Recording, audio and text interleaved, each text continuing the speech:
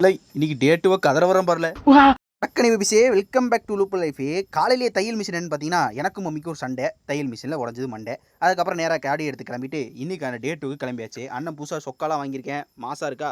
இன்றைக்கி டேட்டுவை கதற விட்றங்க தான் உள்ளே என்ட்ரியாக போட்டேன். போன உடனே முதல் வேலையாக கிம்பிள் அசம்பிள் பண்ணிட்டு எப்படி விட்டேன் தெரியுமா, ஒரு நடுவில் ஒரு காஃபி மட்டும் போட்டு தான் இன்றைக்கான ஷூட்டை ஸ்டார்ட் பண்ணேன்.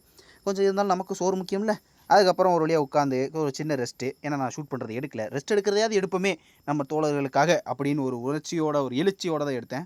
கூடவே எனக்கு ஆக்டிங் வருங்கிறதுக்கு இதான் ரீசன். கேமரா எடுத்து வச்சுட்டு எப்படி யூஸ் பண்ணுற மாதிரியே பாவலை விட்றேன்னா இதான் என்னோட ஸ்டைல். அங்கேருந்து நேராக ஷூட்டு குதிக்கல, நேராக லஞ்சுக்கு குதிச்சிட்டேன். லஞ்சுக்கு போன இடத்துல காற்று என்னன்னா இந்த அடி அடிக்குது, என் முடி பறக்கிறது இல்லாமல் சாப்பாடு பறக்குது, என் வச்சிருந்த ஊர்காலாம் பறந்துச்சு நண்பர்களே. இதுக்கப்புறம் ஒரு நீண்ட பயணம் வெளியே வெயில் நடந்த என்னாச்சுன்னா ரெஸ்ட் ரூம் உள்ள ஃபுல்லாகிடுச்சு. சரி வேறு ரெஸ்ட் ரூம் தேடலான்னு போய் அங்கேயும் ரெஸ்ட் ரூம் கிடைக்கல.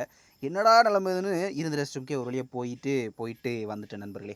அப்புறம் சும்மா இருப்பானே ஏடி கேமராவை தூக்கிட்டு ஷூட்டை வளைச்சி எடுத்து ஒரு வழியாக ஷூட்டை முடிச்சிட்டேன். ஏன்னா எல்லா கேமராவை கழட்டி முதல் வேலையாக பேக்கில் போட்டு கிளம்பும்போது வெஜ் ரோல் அப்படின்னு ஒன்று கொடுத்தாங்க.